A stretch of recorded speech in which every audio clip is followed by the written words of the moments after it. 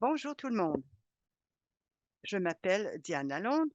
Je suis spécialiste en recherche et en mobilisation des connaissances au réseau Learning Network.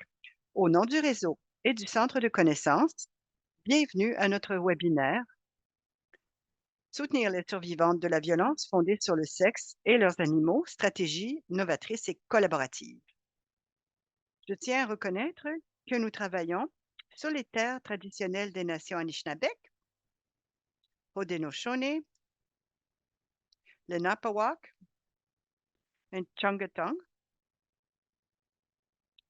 Ces terres sont liées au traité du canton de London et de Sombra de 1796 et au traité Wampum du bol à une cuillère. Nous exprimons cette reconnaissance pour contrer la doctrine de la découverte et confirmer le territoire et la souveraineté autochtone. Nous reconnaissons également que de nombreux Noirs ont été violemment déplacés vers le Canada suite au colonialisme et de peuplement et d'esclavage. Nous continuerons de travailler en collaboration avec les communautés pour lutter contre le colonialisme, le racisme anti-noir et toutes les autres formes d'oppression qui restent omniprésentes au Canada et qui ont des effets disproportionnés sur les communautés opprimées quant à la violence fondée sur le genre. Nous sommes heureuses d'être rejointes aujourd'hui par Claire Dulude et Sue O'Neill d'Animaux Canada. Veuillez activer vos caméras, s'il vous plaît. La parole est à Claire et Sue. Alors, allez-y. Bonjour, merci de nous accueillir. Bienvenue tout le monde. Merci d'être avec nous. Bienvenue à la présentation du projet ACT, sensibilisation, collaboration, outils pour assurer la sécurité des familles sur les stratégies novatrices et collaboratives pour soutenir les survivants de la violence fondée sur le sexe et leurs animaux. Alors, avant tout, nous voulons reconnaître que Animaux Canada est un organisme en région éloignée et à ce titre, nous reconnaissons les nombreuses nations et communautés autochtones qui entretiennent des relations avec ces terres depuis les temps immémoriaux, là où se déroule notre travail. Nous exprimons notre gratitude à toutes les communautés autochtones, Premières Nations, Métis et Inuits pour leur leadership et leur intendance passée, présent et futur. Nous sommes inspirés et reconnaissantes des modes de savoir autochtones qui nous enseignent l'interdépendance et l'interconnexion de toutes les formes de vie, ainsi que notre relation de confiance mutuelle et de destin commun avec les autres peuples, les animaux et la terre. Nous encourageons tout le monde à en apprendre davantage sur les peuples autochtones qui sont les premiers intendants des terres sur lesquelles nous trouvons. Pour en savoir plus, veuillez consulter le site native-land.ca. Et cette affirmation a été également inspirée en partie par les paroles de l'honorable Murray Sinclair dans ses discours au Sénat du Canada au sujet des modes de savoir autochtones et du bien-être des animaux. Alors, avant d'aller plus loin, un moment pour nous présenter. Nous sommes l'équipe du projet ACT. Je m'appelle Claire, mon pronom est elle, et je suis la coordonnatrice du projet ACT et pour la Banque alimentaire nationale d'Animaux Canada. Je vais me décrire physiquement. Je suis une femme blanche avec des longs cheveux ondulés et je porte une blouse à fleurs bleues et noires. J'ai une maîtrise en donc comportement et bien-être des animaux de l'Université de Guelph. Également, je suis diplômée de l'Université Lakehead. Euh, Avant de me joindre à Animaux Canada, j'ai occupé toutes sortes de postes au sein du domaine, des rôles administratifs, des rôles de soins et aussi dans une clinique de stérilisation à faible coût. C'est là où j'ai commencé à m'intéresser aux accès vétérinaires dans les communautés éloignées ou mal desservies et j'ai développé ma passion pour maintenir ensemble les animaux de compagnie et leurs familles. Je partage ma vie avec un chien très rigolo qui s'appelle Dozer. C'est mon hippopotame de maison, comme je le dis, en rigolant. Et je l'adore et je suis avec vous de Belleville en Ontario où je vis, je travaille et je joue en tant qu'invité, non invité en fait, sur les terres du Traité 13, près du territoire Mohawk et sur les territoires traditionnels des Anishinabek, Mississauga et Haudenosaunee. Et je cède maintenant la parole à Sue.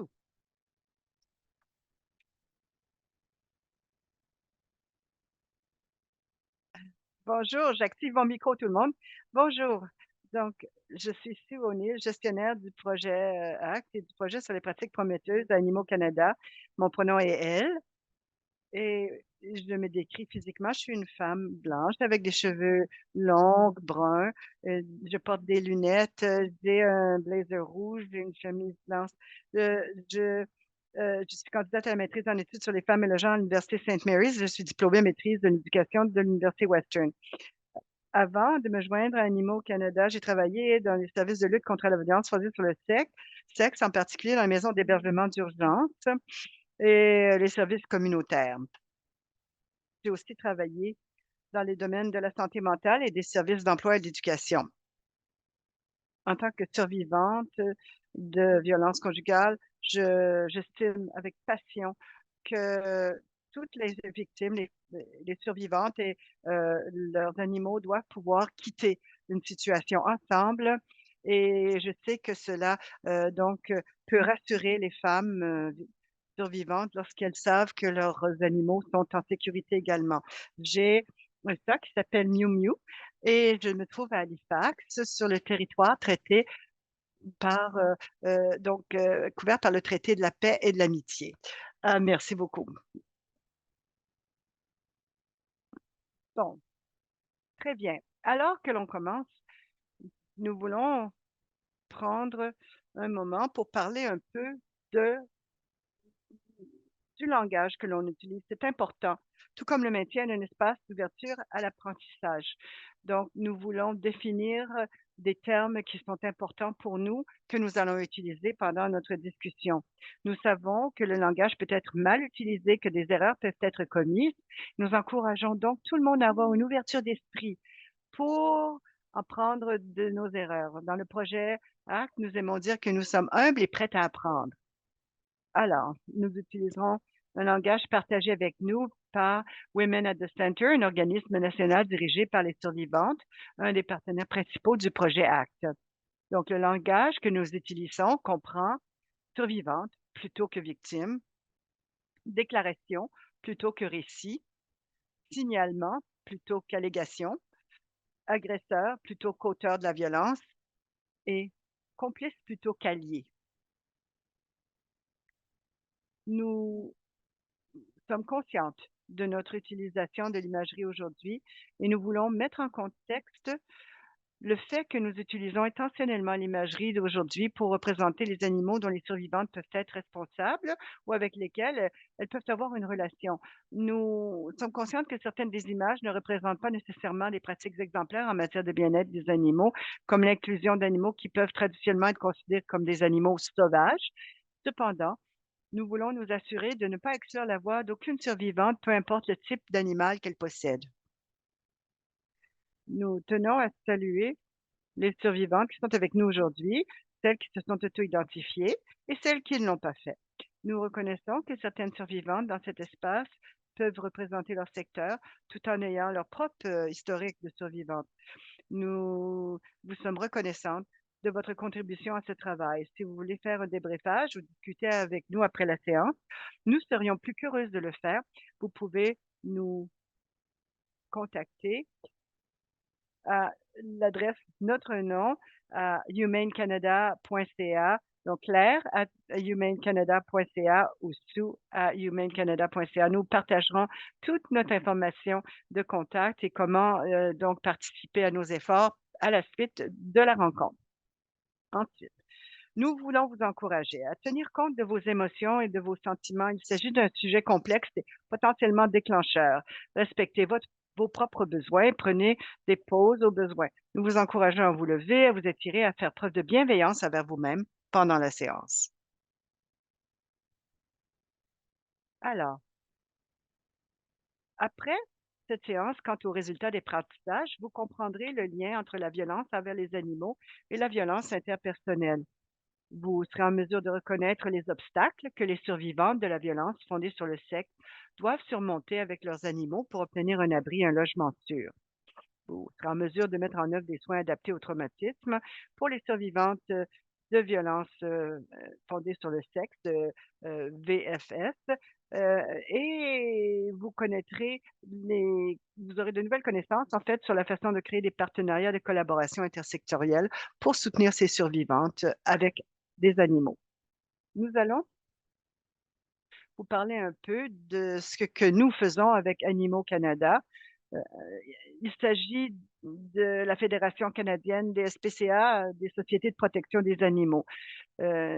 Animaux Canada s'efforce de favoriser donc un changement progressif. Nous représentons plus de 50 telles fédérations, telles sociétés partout au pays et notre mission, c'est donc de favoriser un changement progressif vers notre vision d'un Canada humanitaire. Il s'agit notamment de mettre fin à la cruauté envers les animaux, d'améliorer la protection des animaux et de promouvoir le traitement sans cruauté de tous les animaux. Nous avons des membres qui donc font des enquêtes et donc sur la cruauté des animaux qui contrevient le code criminel. Nous comprenons le lien qui existe, entre la violence faite aux humains et la violence faite aux femmes. Donc nous avons donc, un projet de, sensibiliser et de créer des changements législatifs qui donc, heu, mèneront à des changements véritables. Nous avons également une coalition, donc la coalition donc pour faire le lien donc et que nous voulons mettre de l'avant. En tant qu'organisme, nous avons compris la nécessité de soutenir les humains ayant des animaux pour pouvoir améliorer le bien-être des animaux partout au Canada. Nous utilisons une perspective de bien-être unique pour élaborer les programmes et les cadres qui appuient le lien humain-animal afin d'améliorer le bien-être des deux. Alors, nous allons commencer à parler du projet et de démarche que nous avons entreprise pour élaborer le modèle ACT visant à assurer la sécurité des familles et de soutenir les survivantes ayant des animaux. Alors, quelle est la justification de ce projet? Pourquoi est-ce que c'est important? Eh bien, nous savons que plus de la moitié des ménages canadiens sont des ménages composés de plusieurs espèces. Cela signifie qu'il doit y avoir une grande proportion de survivantes de VFS ayant au moins un animal qui font face à un système qui ne comprend pas de soutien ou de services pour les survivantes ayant des animaux. Nous savons également que la COVID-19 a augmenté le nombre d'adoptions d'animaux et exacerbé les effets de l'isolement social. Cela veut dire que davantage de personnes ont des animaux et que les survivantes de violences sont à un risque accru d'isolement. Et pour vous donner un petit peu plus euh, d'informations, nous allons parler du lien entre la violence animale et la violence humaine et comment ça peut affecter donc les humains et les animaux. Comme je l'ai dit, il y a un chevauchement entre ces deux violences, entre les animaux et d'autres formes de violence, comme la violence conjugale. Dans les cas de violence familiale où il y a un animal à la maison, des rapports, des signalements euh, plus nombreux de mauvais traitements envers les animaux sont couramment documentés. Par exemple, il y a certaines statistiques, 56 des survivantes ont retardé leur départ d'une telle situation en raison de l'animal à la maison. Une survivante sur 3 a envisagé de revenir en raison de leur animal et une survivante sur 8 au Canada déclare avoir subi des menaces ou des actes de violence contre ces animaux.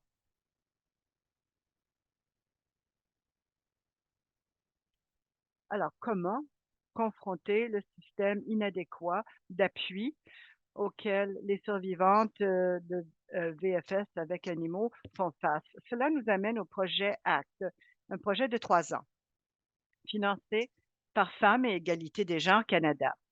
L'obtention de ce financement a permis de créer le projet ACT, pour éliminer les obstacles systémiques auxquels se heurtent les survivants de VFS et leurs animaux.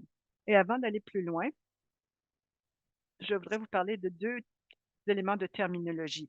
Bon, les femmes, donc cela ce terme a été mis de l'avant dans notre projet. Nous voulons contextualiser que ce terme, inclut toute personne s'identifiant comme femme et au début, nous voulions appuyer spécifiquement les femmes, mais nous voulons véritablement que les résultats du projet soient adaptables et applicables à toutes les survivantes, tous les survivants, peu importe comment ils s'identifient.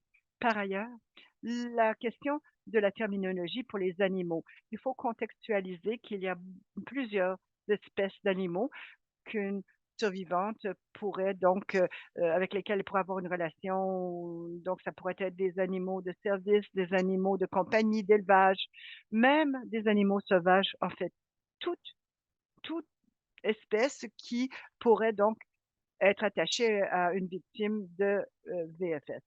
Et nous sommes en ce moment dans le dernier mois, en fait, les dernières quelques semaines de ce projet qui, se terminera à la fin de mars. C'est donc un moment vraiment, emballant pour nous de pouvoir partager les résultats du projet. Et je veux mentionner que bien que notre projet ACT se terminera à la fin du mois, les résultats, y compris notre centre d'apprentissage en ligne, notre bulletin, et notre, groupe de pratique qui se rencontre chaque trimestre continuera après la fin du projet. On vous en parlera davantage par la suite, plus tard dans la séance. Nous tenons à souligner le travail de base des personnes qui ont participé à ce projet, même avant sa création. Il y a eu donc, des fondements qui ont été jetés par Jasmine Ferreira, qui est candidate au doctorat à York, et elle était la gestionnaire, précédente du projet ACT. Jasmine a créé les fondements, d'où la pratique a été bâtie et a fait un travail remarquable en collaboration avec, toutes les parties prenantes pour, créer le modèle ACT. Nous aimerions aussi remercier Andrati qui donc s'est lancée dans le projet comme étudiante à la maîtrise, puis elle est devenue coordonnatrice. Elle a fait du travail formidable avec nos objectifs de défense des droits pour écrire des soumissions à divers parties prenantes et instances gouvernementales. Nous voulons aussi reconnaître le travail fondamental de celles qui ont participé au projet avant même sa création. Cette recherche a été menée par les chercheuses la docteure Amy Fitzgerald, docteur Rochelle Stevenson et la docteure Kendra Coulter. Nous exprimons notre gratitude la plus profonde pour le travail que ces chercheuses ont accompli auprès des survivantes et des animaux qui sous-tendent notre travail. Nous voulons aussi remercier notre bailleur de fonds du fond du cœur, donc FEGC Canada, d'avoir généreusement financé le projet ACT. L'objectif Les objectifs du projet sont les suivants. D'abord, accroître la sensibilisation et la communication au sujet du lien de violence parmi les secteurs clés qui interagissent avec les femmes subissant la VFS et s'occupent de planifier leur sécurité. Élaborer et mettre en œuvre un modèle d'intervention adaptatif et collaboratif, le modèle qui permet de garder les femmes en sécurité. Pour les femmes propriétaires d'animaux et subissant la VFS, qui peut être adapté au groupe de femmes sous-représentées. Ça inclut les femmes autochtones, les survivantes, les comités de langues officielles en situation minoritaire, les francophones à l'extérieur du Québec et les anglophones au Québec, et les femmes du milieu rural ou éloigné ou du nord et les communautés agricoles. Ensuite, fournir de l'éducation, des outils, des ressources, un accès aux modèles d'intervention adaptatifs et collaboratifs aux secteurs qui interviennent directement auprès des femmes subissant la VFS, particulièrement par un centre d'apprentissage en ligne et d'ateliers régionaux. On va commencer à discuter donc la démarche du projet en examinant la théorie du changement que nous appliquons aux objectifs du projet. Il s'agit de démontrer le changement systémique prévu à long terme que les buts du projet visent à créer. Donc, comme vous pouvez le voir, il y a 3 intrants, donc pour créer le changement systémique prévu. Le premier est la campagne numérique concernant le lien de violence, l'objectif global étant de sensibiliser les gens à ce lien. Le deuxième est le modèle d'intervention adaptatif et collaboratif qui contient les connaissances, l'information et les ressources que nous recueillons lors des tables rondes pour maintenir les familles en sécurité. Cela comprend des études de cas, des ressources, la cartographie, l'analyse des écarts. Et le troisième intrant est le partage des outils et de la formation accessible au moyen d'ateliers spécialisés et de centres de ressources d'apprentissage en ligne. Donc, en suivant cette théorie du changement, nous arrivons au résultat à long terme prévu par les intrants. Nous espérons sensibiliser davantage les intervenantes aux liens de violence et accroître la collaboration pour soutenir les femmes qui ont des animaux ou subissent la VFS et réduire les obstacles à l'offre de logements sûrs aux femmes ayant des animaux et subissant la VFS. Lorsque nous passons aux tables rondes, nous voulons reconnaître les objectifs globaux. Nous voulions identifier les autres parties prenantes dont nous avions besoin pour participer à ce projet. Nous voulions identifier les ressources qui étaient disponibles, qu'est-ce qui est déjà utilisé, qu'est-ce qui fonctionne. Nous voulions aussi analyser les lacunes et les défis. Y a-t-il des ressources qui peuvent être créées pour aider les organismes à combler les lacunes? Notre principale table ronde de partenaires nous a appris la nécessité de collaborer avec des secteurs multiples, y compris des secteurs dont on ne tient peut-être pas compte tout de suite, auxquels on ne penserait pas. Nous avons étudié cela un peu dans notre guide de collaboration qui se trouve en ligne. Nous avons également entendu très clairement que les ressources et le modèle devaient être conçus de manière à pouvoir s'adapter aux diverses solutions communautaires, car les différentes communautés ont des ressources, des défis et des contextes fort différents. Lors de notre première table ronde, nous avons terminé une analyse des réseaux sociaux, une approche interdisciplinaire de la cartographie d'un écosystème de parties prenantes. Ça permet de visualiser les données conceptuellement et d'indiquer la pertinence ou la force des parties prenantes. Habituellement, la première étape consiste à identifier les principales parties prenantes et les termes, la terminologie. Puis, on étudie, donc on analyse et on mesure la centralité, c'est-à-dire la proximité, la fréquence et le degré qui peuvent être représentés au moyen de sociogrammes. Nous avons entamé ce processus avant l'enquête où les partenaires ont identifié leur réseau et établi des priorités. Cela nous a permis de créer une première carte des survivants de VFS avec des réseaux d'animaux et identifier des écosystèmes actuels des parties prenantes. Nous avons examiné cette analyse plus en détail dans le guide de collaboration dont on parlera un peu plus loin pendant la présentation.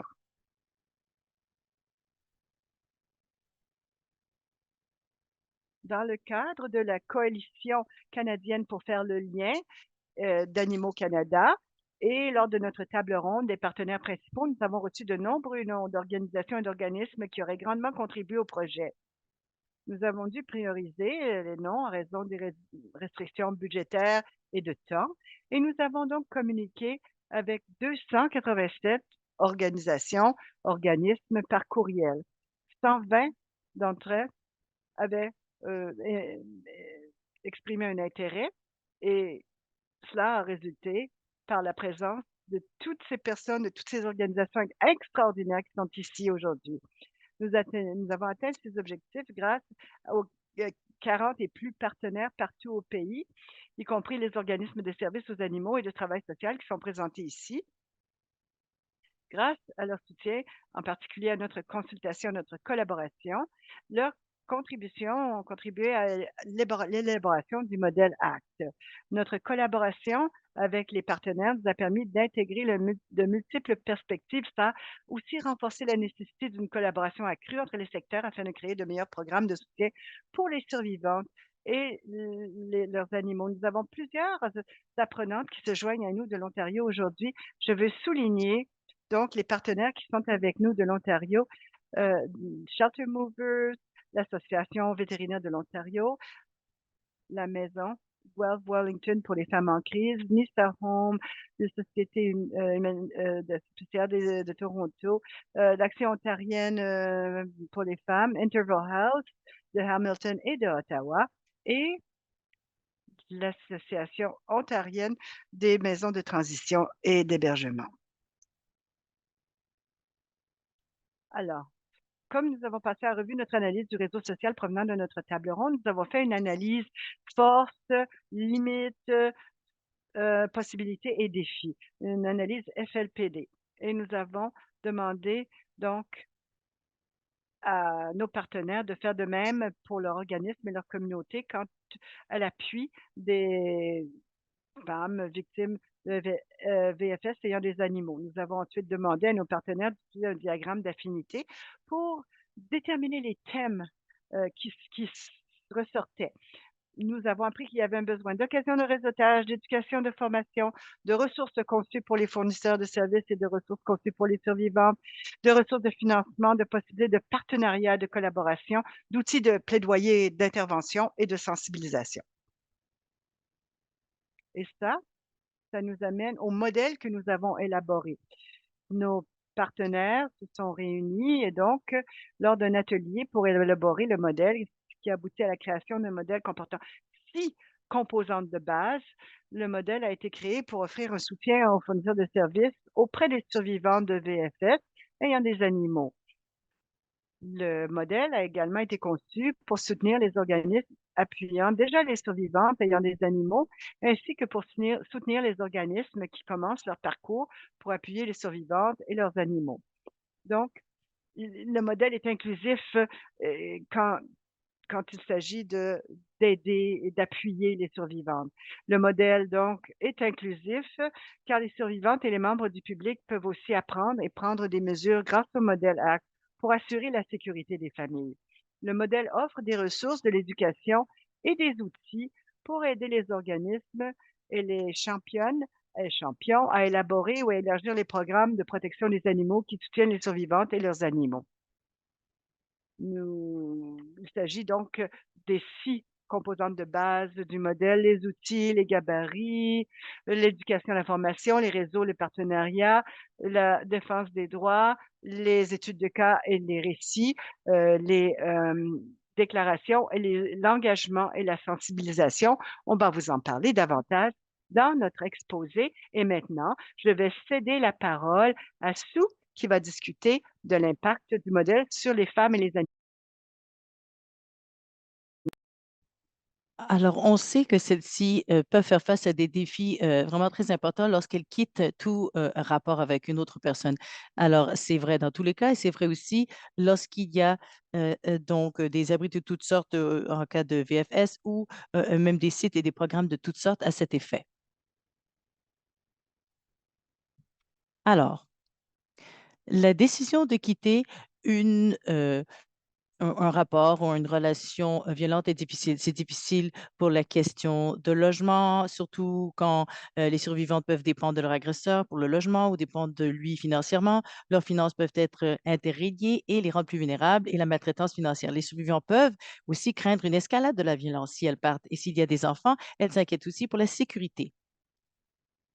Il est encore plus complexe de partir lorsque l'on considère les besoins des animaux dans la vie d'une survivante. C'est ce sur quoi nous allons nous concentrer aujourd'hui. Les survivantes peuvent avoir de la difficulté à accéder à des maisons d'hébergement et services inclusifs ou adaptés aux animaux. Le lien entre une survivante et son ou ses animaux peuvent l'amener à retarder ou à reconsidérer son départ. L'agresseur peut aussi utiliser ce lien pour la contraindre ou la contrôler et dans certains cas, il menace de blesser l'animal ou de le blesser carrément pour contrôler la survivante ou l'empêcher carrément de partir. Lorsque une survivante part, il y a des obstacles à l'accès et à des options d'hébergement adaptées aux animaux ou sur place.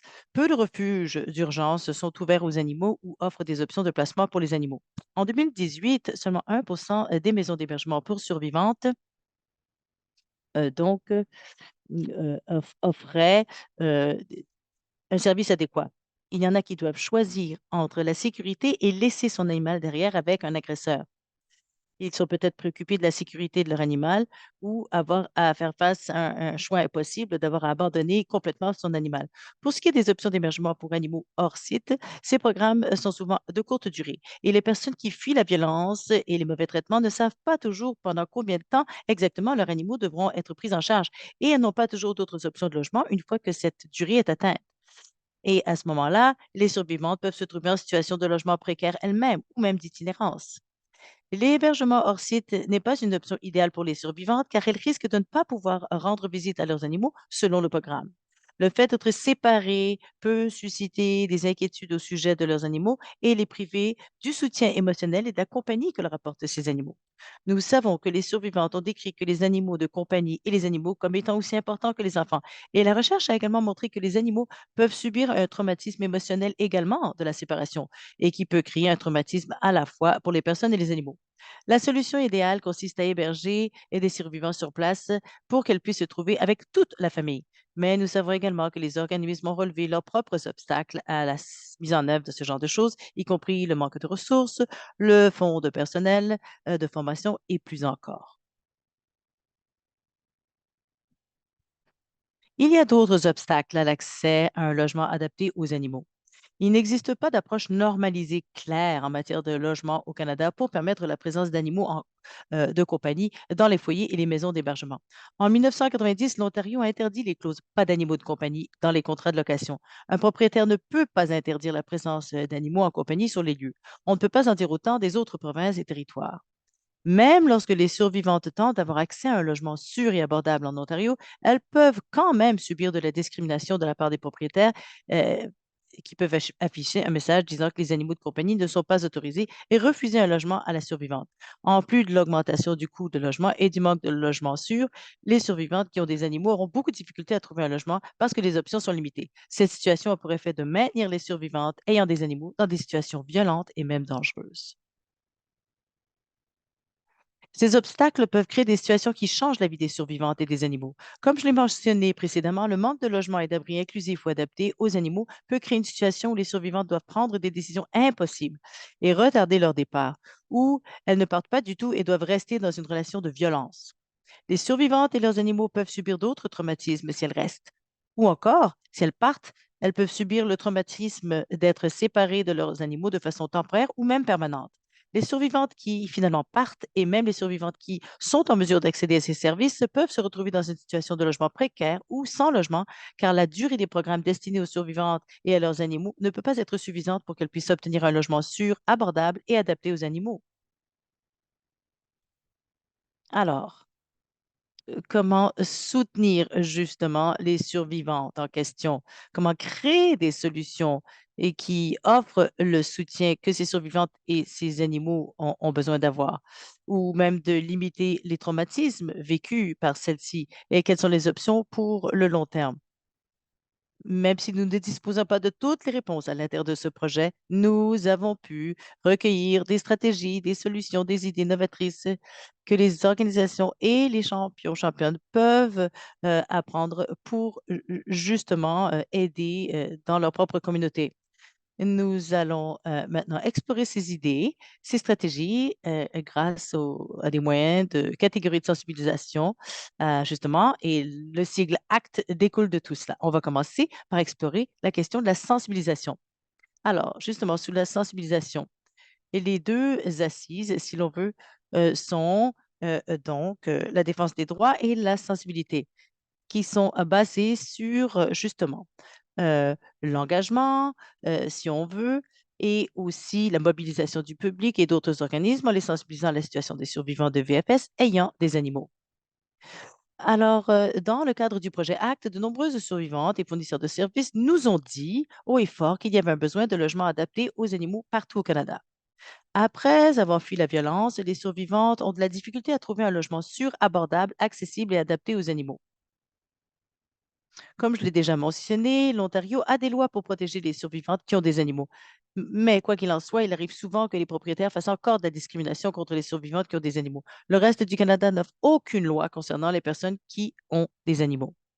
Bien que le logement adapté aux animaux dépasse la portée du projet ACT, nous avons préparé une soumission à l'intention de la défenseuse fédérale du logement afin de partager l'information que nous avons apprise dans le cadre du projet de loi au sujet du logement. Nous avons également intégré la recherche, les voix des survivantes provenant du sondage que nous avons mené, ainsi que la rétroaction des organismes provenant des études de cas dans tout cela. Nous encourageons également les organismes à participer à leurs propres activités de défense des intérêts à l'échelle locale et communautaire en matière de logement adapté aux animaux, en particulier auprès des propriétaires locaux, afin de soutenir les survivantes ayant des animaux. Alors, un autre domaine de défense des droits préoccupe la question des animaux d'assistance. Alors, nous avons entendu parler de survivantes et de fournisseurs de services, qu'il y avait d'autres défis lorsqu'il était question de trouver des abris ou même avoir accès à des logements accessibles. Il est important que les organismes de lutte contre la VFS aient des politiques claires sur la façon dont les survivantes et qui ont des animaux d'assistance seront soutenues.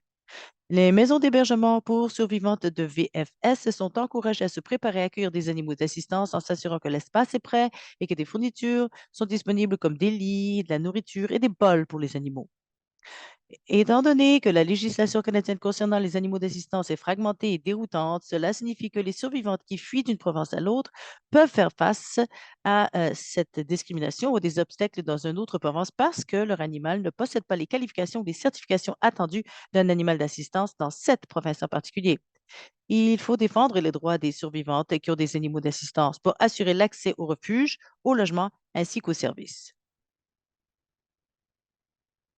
Alors, l'équipe du projet ACT a créé des ressources et des outils pour appuyer leur organisme dans leur propre travail de défense des droits. Ces outils comprennent un guide de défense des droits, des ressources pour soutenir les survivants ayant des animaux d'assistance, des ressources pour appuyer les efforts de défense des droits en matière de logement pour les survivantes ayant des animaux. Il faut être en mesure donc de mieux les soutenir, ces gens, ils vous approchent pour des services. Donc, encore une fois, la question de logement est très importante et il faut donc soutenir les survivantes, précisément comprendre leurs droits.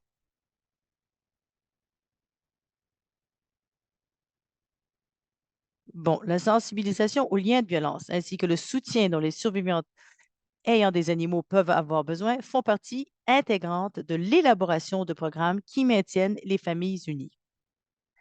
Le projet ACT a mené deux campagnes de sensibilisation qui ont réussi à sensibiliser les Canadiens et Canadiennes aux répercussions de la possession d'animaux et de la violence envers les animaux sur les survivantes de la TFS. La sensibilisation aux liens de la violence peut également aider les programmes de protection des animaux à mieux faire connaître les besoins de ces programmes et ou des survivantes qui y ont accès. Cela peut aider les organismes à recueillir des fonds, à trouver des bénévoles et à établir des partenariats. L'équipe du projet ACT a créé des ressources et des outils pour aider les organismes à accroître leurs efforts de sensibilisation. Ces outils comprennent récits et citations de survivantes qui offrent une connaissance approfondie chez le périple des survivantes, une trousse d'outils pour les médias sociaux, par exemple, pour que les organismes ou organisations puissent s'en servir pour leur propre campagne sur les médias sociaux pour améliorer la sensibilisation et les campagnes de levée de fonds. Et maintenant, nous allons aborder la question de la collaboration de ce projet ACT. Alors, dans la catégorie de la collaboration, les deux composantes du modèle ACT sont là pour assurer la sécurité des familles, sont les réseaux et les partenariats, ainsi que les études de cas et les récits des survivantes. Ces deux composantes de base visent à établir des liens entre les organismes de services sociaux et les organismes de services aux animaux, afin d'établir des partenariats de collaboration pour soutenir avec succès les survivantes qui ont des animaux. Ce travail ne peut pas se faire seul. Les organismes de lutte contre la VFS, qui offrent des services d'hébergement conjoint, nous ont fait remarquer à maintes et maintes reprises que leurs programmes d'hébergement conjoint sont couronnés de succès grâce aux partenariats qu'ils ont établis avec d'autres organismes de leur communauté dans le domaine des services aux animaux et des services sociaux. C'est aussi ce que nous disent les responsables des programmes de protection des animaux hors site. Une collaboration intersectorielle est nécessaire pour créer des programmes de soutien destinés aux survivantes ainsi qu'à leurs animaux. Le projet ACT est un exemple de cette collaboration. Nos 40 partenaires ou plus ont travaillé ensemble dans le cadre de nombreuses tables rondes, ateliers et conversations communautaires pour concevoir le modèle ACT pour assurer la sécurité des familles. Sans l'apport de chacun de ces organismes, le modèle n'aurait pas pu être créé. La perspective des services sociaux et aux animaux, ainsi que les survivantes, fait partie intégrante de l'élaboration de programmes qui répondent aux besoins continus des survivants et de leurs animaux. Passons donc en revue les principaux partenariats qui ont été observés lors de notre analyse des réseaux sociaux. Lorsque nous avons examiné les données, nous avons pu constater qu'il faut prioriser les partenariats avec les types d'organismes suivants. C'est très important. Alors, l'organisme de protection des animaux, organisme d'hébergement d'urgence en matière de VFS ou VFF, service de santé animale, communauté de survivantes de VFS et communauté autochtone. Alors, ces priorités en matière de partenariat ont été examinées dans le cadre de l'analyse des réseaux sociaux et qui a permis à déterminer la proximité des partenariats tels qu'ils sont énoncés par les organismes qui soutiennent actuellement les survivantes ayant les animaux. Alors, l'équipe du projet ACT a créé des ressources et des outils pour aider les organismes à établir les relations de collaboration avec d'autres organismes afin d'être en mesure de soutenir avec succès les survivantes qui ont des animaux. Ces outils comprennent un guide de collaboration qui comprend les données et les thèmes tirés de l'analyse des réseaux sociaux pour pouvoir soutenir votre collaboration et créer des partenariats dans le cadre de la communauté de pratique ACT pour assurer la sécurité des familles. Il y a également l'occasion de réseauter, d'établir des partenariats grâce aux différentes pratiques. On parle des réunions trimestrielles qui offrent l'occasion d'apprendre de conférenciers bénévoles sur un sujet particulier pendant les 30 premières minutes, puis de participer à 30 minutes de discussion dirigée afin de réseauter, d'établir des partenariats avec d'autres organismes et d'entendre parler des programmes réussis et de discuter de la façon de relever les défis que d'autres organismes rencontrent dans leur travail avec les survivantes et leurs animaux. Si vous souhaitez vous inscrire à la prochaine communauté de pratique en avril, veuillez consulter le centre d'apprentissage en ligne pour obtenir de plus amples enseignements ou de renseignements et de vous inscrire.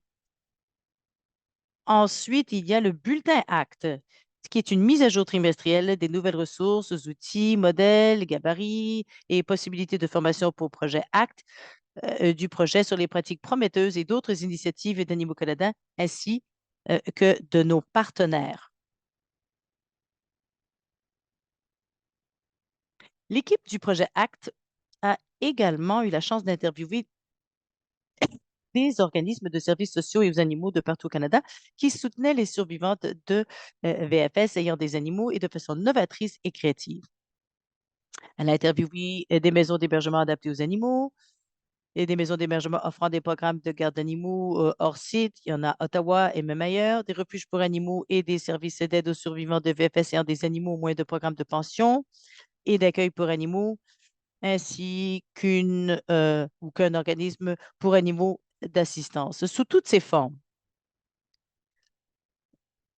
Vous allez voir sur le centre d'apprentissage les exemples et qui peuvent vous offrir des façons très novatrices de comment ces communautés, ces organismes ont pu collaborer pour soutenir les survivantes qui ont des animaux. Nous allons passer à la dernière section qui porte sur le volet outils du projet ACT.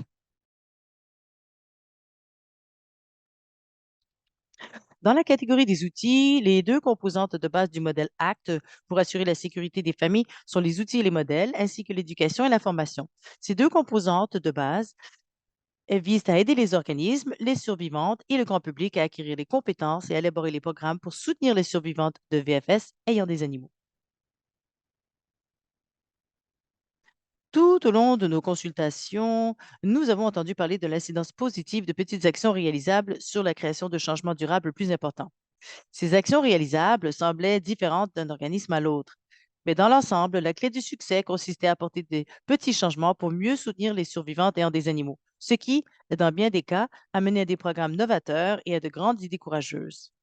Les actions réalisables dans les maisons d'hébergement de VFS peuvent commencer par recueillir des données sur les crises, sur les appels d'admission afin d'évaluer le nombre de survivantes ayant des animaux qui appellent pour demander de l'aide et qui ont des animaux. Il peut s'agir simplement de recueillir des données sur le nombre de survivantes qui ont en fait des animaux ou d'inclure des questions plus détaillées. Par exemple, est-ce qu'un animal constitue un obstacle au départ de la survivante, le nombre et le type d'animaux dont elle s'occupe, ou toute autre donnée que votre organisme pourrait trouver utile pour mieux comprendre les besoins des survivantes et de leurs animaux.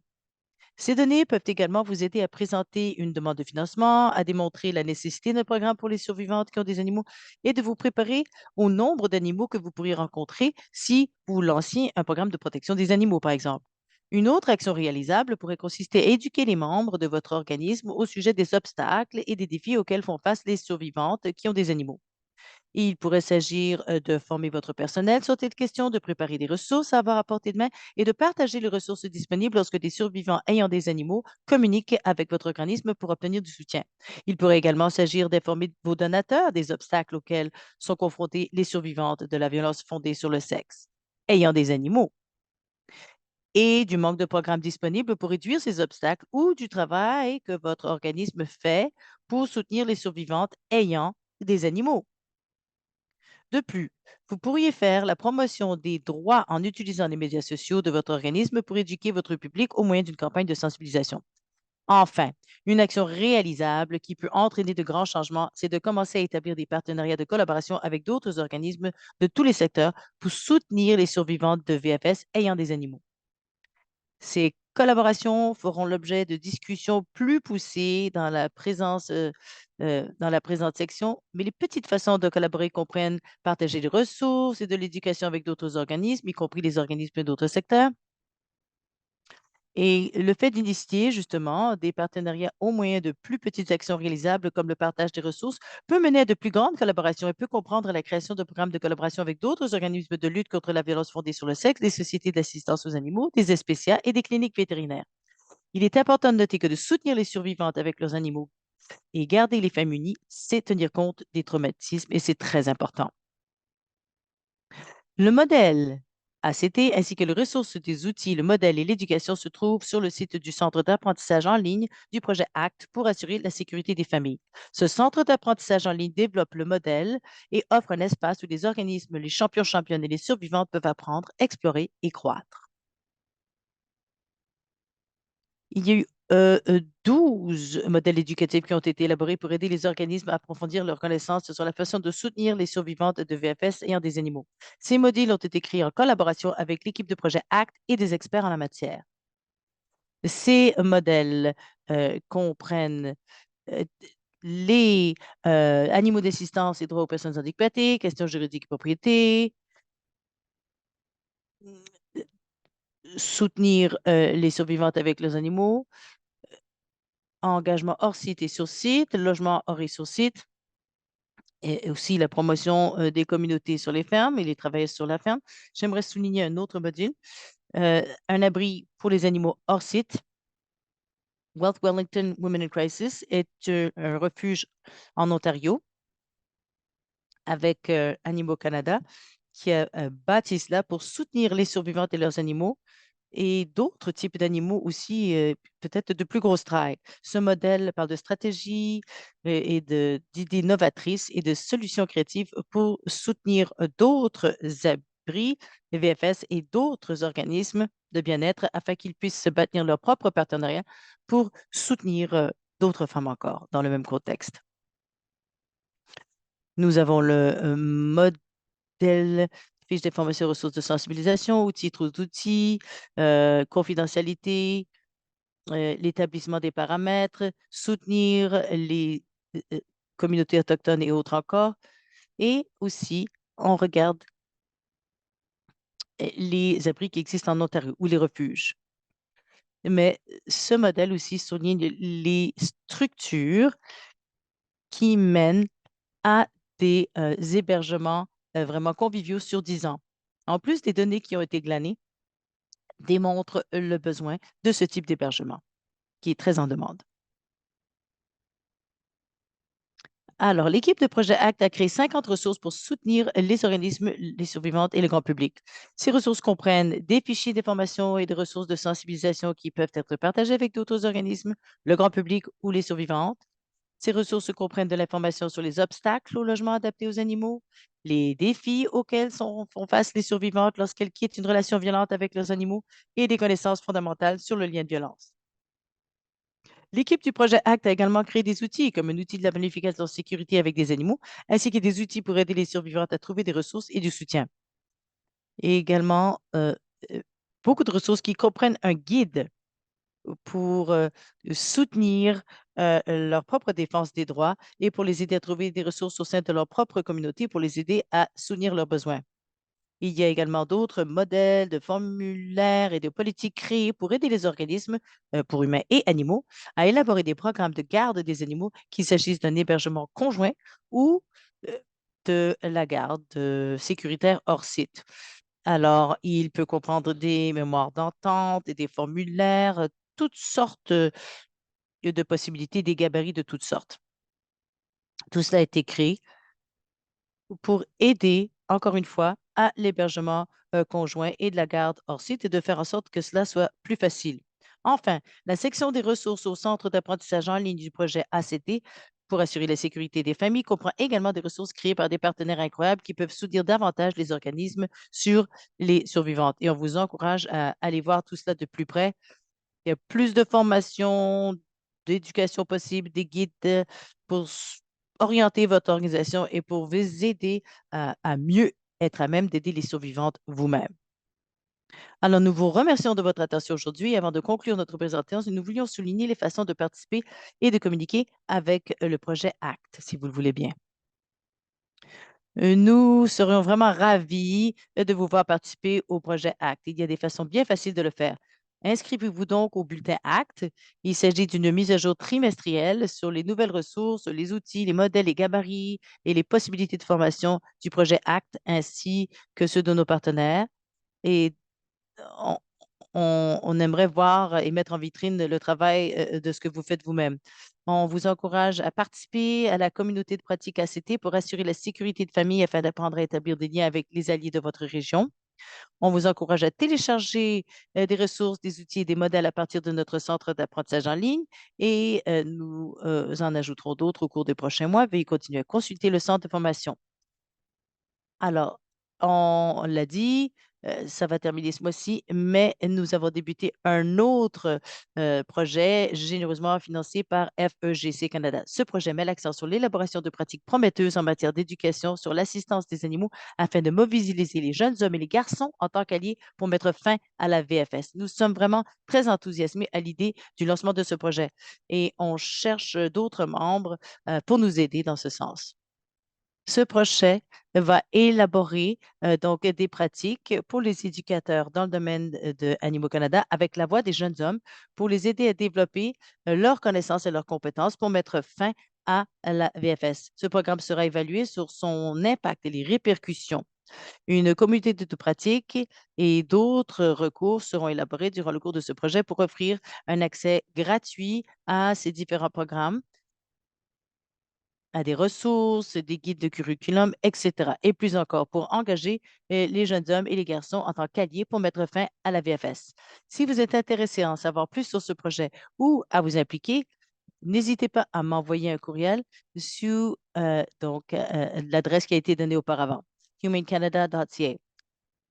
On vous encourage donc à nous suivre pour obtenir des mises à jour sur le projet ACT ainsi que sur le travail incroyable que fait Animaux Canada. Il y a aussi beaucoup d'images mignonnes d'animaux à aller voir. Donc, on vous encourage vraiment vivement, vous exhorte à venir voir ce que l'on fait de plus près. Et si vous souhaitez communiquer avec l'équipe ACT pour en savoir plus sur le projet ACT ou le projet des pratiques prometteuses, veuillez nous envoyer un courriel comme Claire l'a mentionné avec nos prénoms at humanecanada.ca. Et merci de vous être joint à nous aujourd'hui. Nous espérons vous voir à notre prochaine communauté de pratique. Nous serions très heureuses de répondre à toutes vos questions maintenant. Super, merci beaucoup. Ça fait toujours plaisir d'en savoir plus sur le projet ACT. Beaucoup des partenaires sont ici présents et réagissent dans le clavardage, donc c'est très agréable. Donc, il y a une autre équipe qui répond à des questions dans la boîte de clavardage. Donc, ça, c'est très efficace aussi. On veut prendre le temps de répondre à vos questions. Donc, et si vous n'avez pas été en mesure de poser votre question jusqu'à maintenant, n'hésitez pas à le faire tout de suite. On va tenter d'y répondre. Et pour faciliter cette séance de questions-réponses, j'ai mon collègue Sabri, coordonnateur de la mise en œuvre dans le centre de connaissances. Donc, Sabri Adel-Sadi. Est-ce que vous seriez en mesure de donner des exemples de liens entre la violence contre les animaux et la violence contre les individus? Pouvez-vous nous expliquer davantage ce phénomène? Claire, est-ce que vous voulez que je tente d'y répondre en premier lieu? Oui, pourquoi pas? Il y a beaucoup d'exemples possibles à partager. Souvent, ce que l'on entend plus précisément lorsqu'on pense à la violence fondée sur le sexe, pendant que la survivante vit la violence, l'animal est exposé également. Mais il y a aussi la menace de la violence. Donc, ça peut être pour contrôler. L'agresseur peut être en train de physiquement faire du mal ou de menacer de faire du mal ou de négliger l'animal dans le but de contrôler le survivant ou la survivante. Aussi, à cause du lien d'affection entre la survivante et l'animal, c'est une façon de faire du tort à la survivante ou de proposer une menace d'un abus, mais ça peut ressembler à de la négligence. Ça peut être de refuser de soutenir la survivante, d'amener l'animal chez le vétérinaire ou de permettre l'accès à des ressources ou de l'alimentation pour l'animal. Il y a de la complexité. Il peut y avoir de l'abus financier qui peut être de ne pas donner accès aux finances nécessaires pour s'occuper de l'animal, ce genre d'exemple, mais c'est très compliqué. Lorsque les humains vivent de l'expérience, eh bien, les animaux aussi vivent cette violence, cette expérience de violence. Très bien, merci. Merci, Sue et Claire,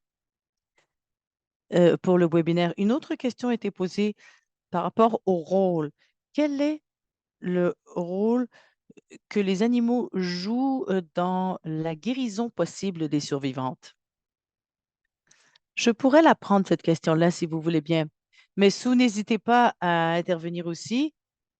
Bon, je dirais que de façon générale, nous savons que les animaux sont d'un très grand soutien pour les êtres humains. De façon générale, un soutien émotif. Ils servent de confident-confidente. Et c'est ce qu'on voit prendre toute son importance, surtout c'est les survivantes. Alors, c'est surtout vrai lorsqu'il y a de l'isolement social, par exemple, ce lien que vous avez avec votre animal de compagnie. Donc, vous vous fiez sur cet animal pour un soutien social, un soutien émotif, des questions de santé mentale même. Donc, ces animaux jouent un rôle très important dans le rôle de soutien aux survivantes. Ils aident à la guérison, ils jouent un rôle thérapeutique, ils sont un membre de la famille, ni plus ni moins. Alors, ce que nous voulions faire grâce à ce projet, c'est d'aider les gens à maintenir le lien qu'ils ont avec leurs animaux pour qu'ils puissent guérir ensemble. Alors, j'aimerais parler aussi de nos études de cas et nos récits de survivantes. Avec les études de cas, il y a une partie qui comprend toutes les études de cas où l'organisation parle des bienfaits du rôle des animaux auprès des survivantes. Alors, c'est ce que les survivantes répètent à maintes et maintes reprises, l'importance du lien qu'ils ont avec les animaux. Merci. Prochaine question. Pourriez-vous parler du module pour les animaux agricoles? Quelles sont les complications lorsqu'une survivante partage des animaux d'élevage avec un agresseur, par exemple, lorsqu'ils sont donc sur une exploitation agricole? Je vais me lancer, mais Claire, tu peux intervenir quand tu veux. Eh bien, il y a tant de complications. D'abord, la question de survie. Il y a tant d'éléments concernant la loi, le droit de la propriété, les animaux étant considérés une propriété, particulièrement lorsqu'ils sont liés aux revenus d'une survivante. Il y a plusieurs complications juridiques pour diviser ce bien. Il y a aussi la possibilité pour une survivante d'accéder à une ordonnance de protection, mais qui permettrait quand même à l'agresseur de rentrer sur les lieux pour soigner les animaux, ce qui met la survivantes à risque ou les survivantes doivent aller sur les lieux parce que l'agresseur ne soigne pas les animaux et elle doit maintenant relever donc le défi. Et ces soins donc que l'on doit donner à des animaux d'élevage exigent sont différents que ceux qu'on offre à un animal de compagnie. Ça peut être bien difficile pour les survivantes de pouvoir offrir ces soins si elles ne le font pas elles-mêmes et si elles ne peuvent pas amener ces animaux avec elles. Ce qui veut dire que ces survivantes tentent évidemment d'amener les animaux avec elles. Mais qu'est-ce qu'on fait avec 300 têtes dans un cheptel? Il y a des questions d'espace, de biosécurité, de sécurité, d'expertise de soins, de transport, énormément de complexité. Et il y a aussi peu de services qui offrent des appuis pour des survivantes avec des animaux d'élevage. Donc, ça devient très délicat pour les survivantes car même si elles devaient demander à un ami, un voisin de s'occuper de ces animaux, quelqu'un qui aurait cette expertise bon, pour réduire les risques, mais cela accroît les risques pour l'autre personne et le voisin ou l'ami pourrait ne pas vouloir s'impliquer car il y a une incompréhension quant à la situation de violence en cours. Donc, il y a beaucoup de points complexes et d'obstacles lorsqu'il s'agit des animaux d'élevage. Il y a des solutions innovatives, cependant, dans les communautés. Je vais parler de l'organisme Women in Crisis qui ont appuyé donc les femmes en crise qui ont des animaux qui ont vraiment été innovatives. Et je vais parler de quelque chose maintenant. Tout.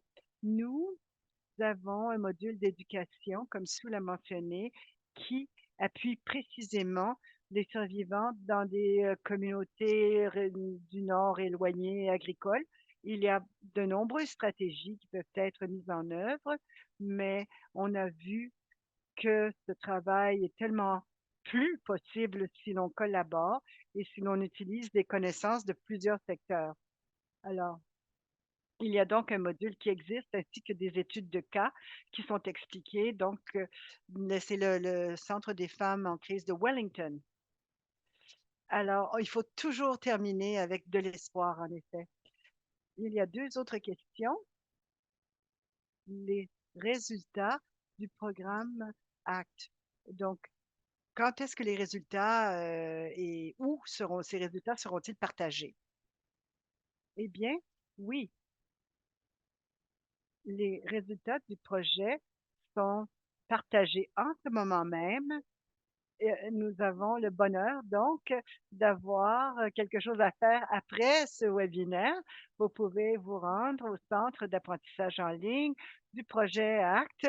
Les modules éducatifs sont là, les études de cas, les ressources et ainsi de suite. Et donc, je crois que ce lien a été mis dans le chat. Il s'agit donc d'une adresse actprojectthinkific.com. Vous voyez l'adresse dans le clavardage, dans le chat en ce moment même. Je ne sais pas si, Sue, on veut parler aussi d'autres éléments de communication des résultats. Oui, merci Claire. J'allais parler donc du rapport que nous allons publier sur tous les thèmes que nous avons exposés. Ce sera à la fin du mois. Nous sommes ravis de cela, mais aussi j'aimerais mettre de l'avant le réseau, donc, donc le Learning Network où nous sommes, qui publiera aussi de l'information sur notre projet bientôt. Et une dernière question. Avant de céder le micro à Diane, y a-t-il une définition claire entre les animaux d'assistance et les animaux d'élevage? Claire, à toi la parole. Oui, merci. Oui, je crois que je vais commencer par dire que ce qui est très difficile ici dans la définition, c'est que les qualifications et les définitions concernant les animaux d'assistance, c'est fragmenté partout au pays.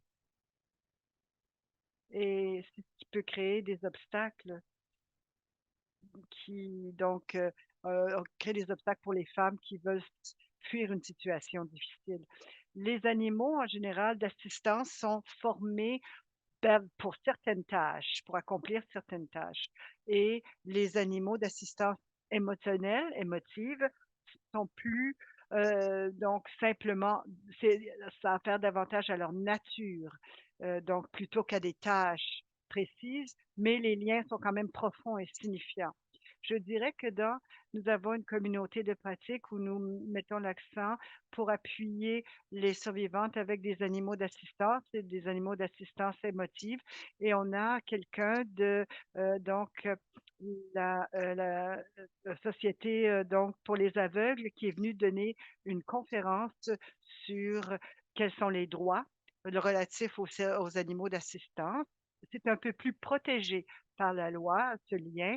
Donc, je vous encourage à donc voir cette information sur notre site web, ainsi qu'un conférencier qui a parlé d'un chat d'assistance.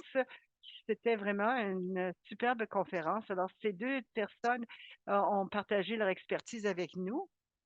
Oui, je dirais, il y a un autre module. Nous avons donc des enregistrements dans nos communautés de pratique avec ces conférences, mais il y a aussi un module sur les animaux d'assistance et les droits pour les personnes en situation d'invalidité.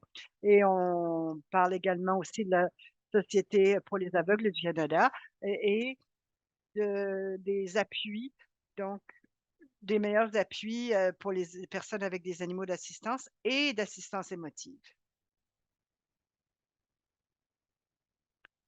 Alors, question, nous nous posons la question, est-ce que vous avez de l'information sur la guérison pour les animaux qui ont quitté une situation de violence? Oui, je peux me lancer. Nous voyons cela un peu partout. Une approche, donc tenant compte des traumatismes, ne s'arrête pas aux humains.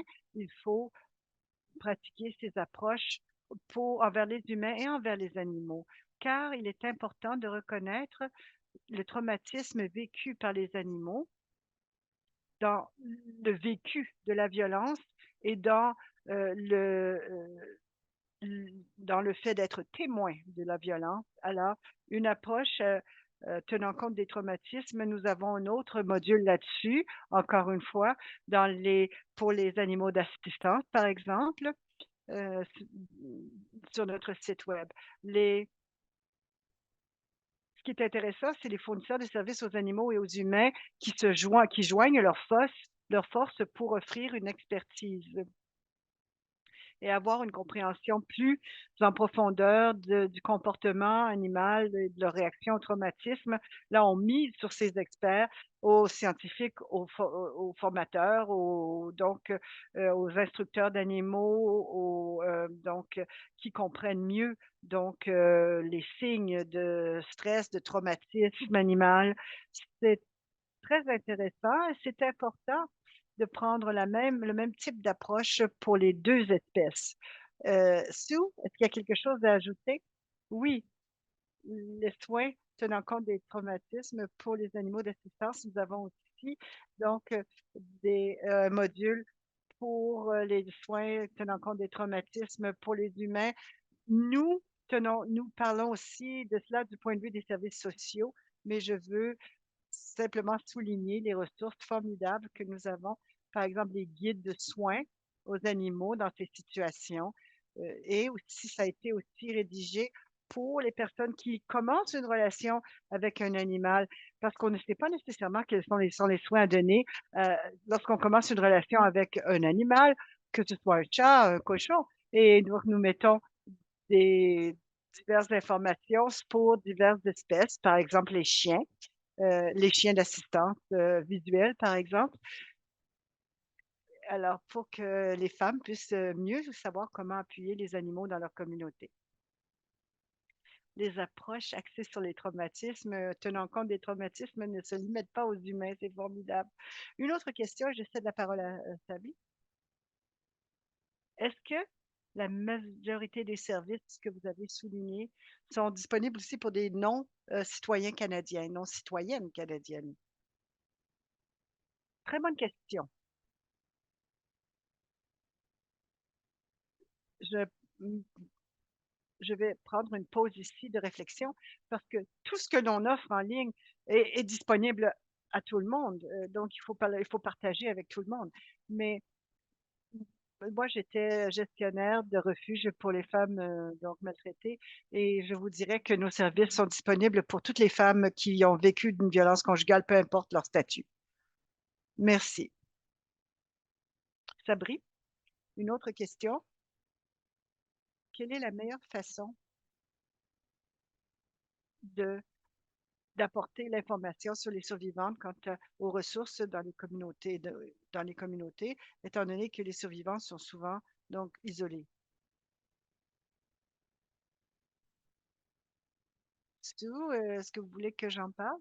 Oui, je peux en parler, c'est certain. Euh, Oui, vas-y, Sue, vas-y. Eh bien, particulièrement, notre un module sur la sensibilisation, l'engagement et la confidentialité, cela touche cette question pour parler d'un autre module, mais il s'agit de bâtir une communauté où la communauté reconnaît les cycles de la violence et consciente du cycle et est à l'appui des femmes. Parce que lorsqu'on bâtit une telle connaissance et qu'on éduque la communauté, alors peu importe vers qui la survivante se tourne, il y aura des réponses appropriées. C'est une bonne façon de veiller à ce que les survivantes, bon, parce que peut-être qu'elles n'ont pas eu accès à des services pour donc lutter contre la violence faite aux femmes. Si elles se tournent à quelqu'un d'autre dans la communauté, il y aura de l'information pertinente. Sue, Claire, est-ce que tu veux ajouter quelque chose?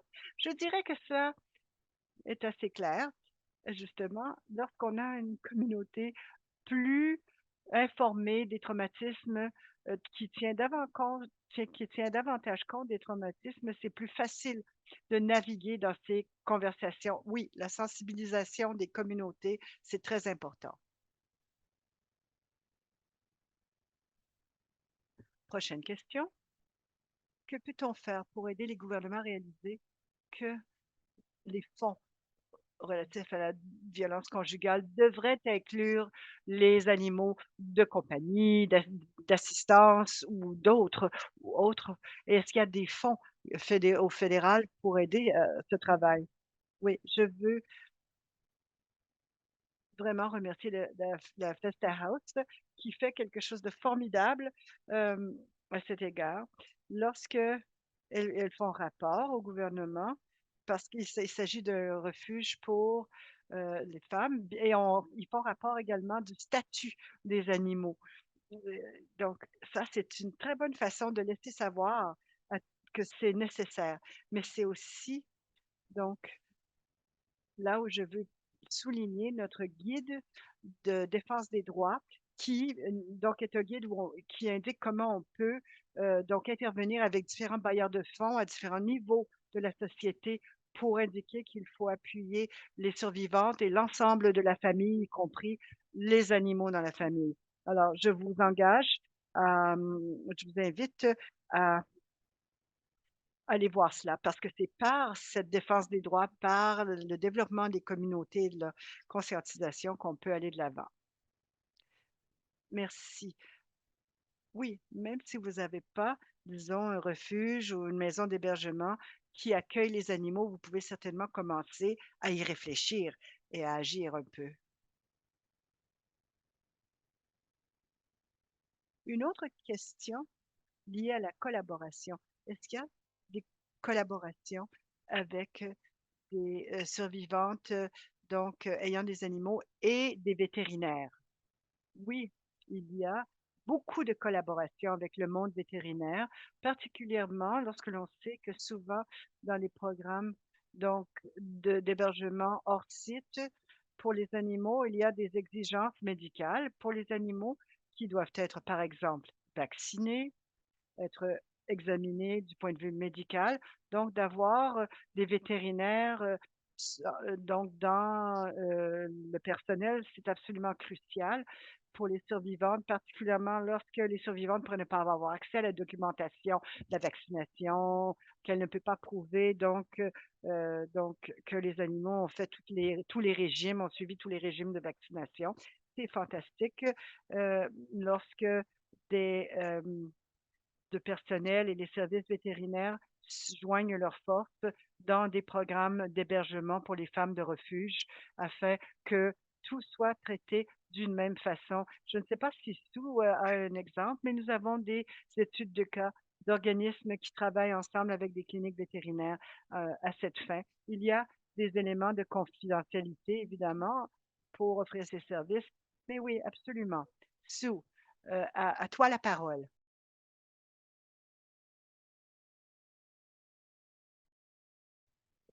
J'allais dire que souvent les vétérinaires, oui, entendent parler des divulgations de ces survivantes qui vivent de la violence ou reconnaissent des signes d'un abus subi par les animaux, justement, qu'ils sont en train d'examiner. Ils ne savent peut-être pas exactement quoi faire, mais voilà pourquoi ces partenariats sont très importants pour tout ce qui est éducation sur la VFS.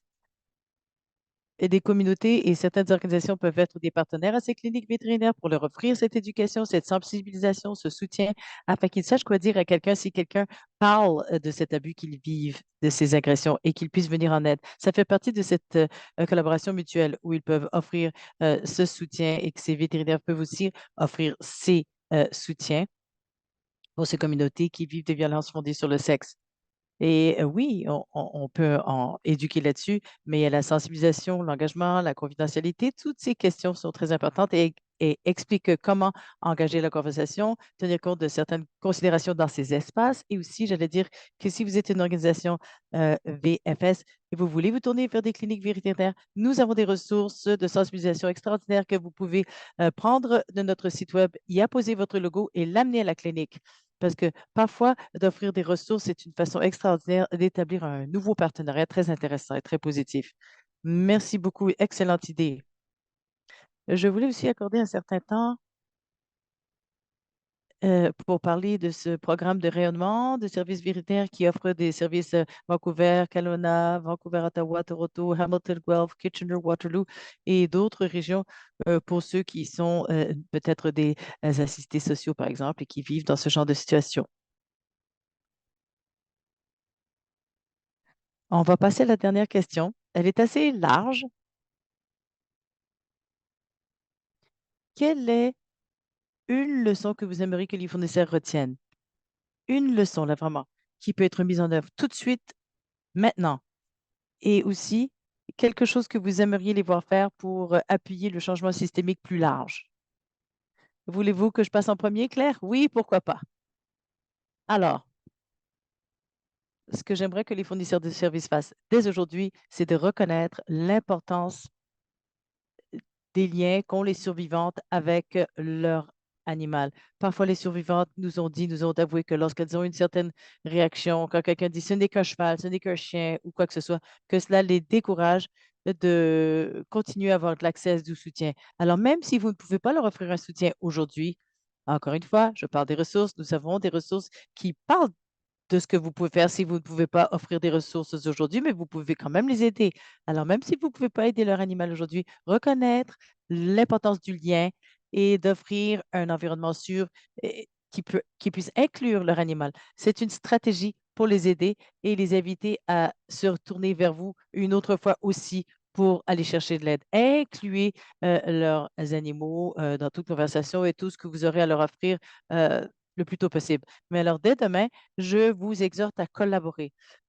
Vous n'êtes pas seul et d'établir des liens avec d'autres organismes au sein de votre région où il y aura peut-être d'autres organismes VFS ou que ce soit des organismes qui veillent aux droits et à la défense des animaux. Il y a tant d'exemples, encore une fois, dans le centre d'apprentissage pour les familles et la sûreté des familles. Donc, collaborer, collaborer, collaborer. Voilà le mot d'ordre, selon moi, pour aujourd'hui. Je vais céder la parole à ma collègue Claire. Merci. Vous m'avez volé les mots de la bouche. Et cette première étape, oui, elle fait peur, c'est vrai. Si vous regardez tout le travail qui doit être fait, ça peut vraiment être incroyable. Et je pense que de concentrer sur des petites réalisations atteignables, c'est la voie à suivre. qu'il s'agisse de considérer comment vous pourriez mettre en œuvre un soutien pour vous survivantes au sein de votre propre organisation, les liens que vous allez établir. Bon, ne serait-ce que discuter de cela dans la question de planification d'un environnement sécuritaire, que ce soit de les accueillir, ces survivantes, lorsqu'elles cherchent un refuge ou lorsque vous pensez aux différents partenariats que vous aimeriez créer. Et comme Sue l'a dit, valider le lien entre une personne et son animal. C'est énorme. C'est une façon d'affirmer leur situation. Ce sont d'excellents points de départ, mais de se concentrer sur ces petits objectifs hautement réalisables, une chose à la fois, c'est très bon. Et de voir si vous êtes en mesure de travailler avec quelqu'un d'autre qui peut vous aider vers cet objectif commun. Parce que, comme nous l'avons dit, c'est très difficile de faire tout cela tout seul et il n'est pas nécessaire pour nous de faire ce travail toute seule. De petites choses, des petits gestes réalisables et de travailler sur les partenariats. Voilà le mot d'ordre, selon moi, aujourd'hui. Super.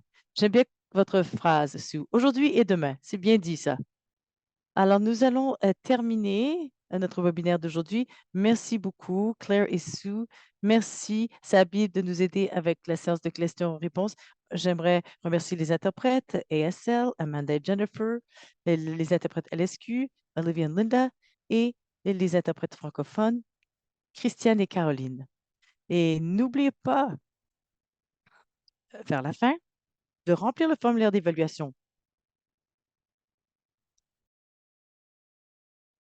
Donc, pour recevoir un certificat de participation, un lien s'ouvrira automatiquement dans votre navigateur après la fin du webinaire. Et Claire, profitez du reste de l'après-midi pour aller voir ce qui se passe comme Claire l'a dit, sur le centre d'apprentissage, avec toutes les ressources formidables dont vous avez entendu parler.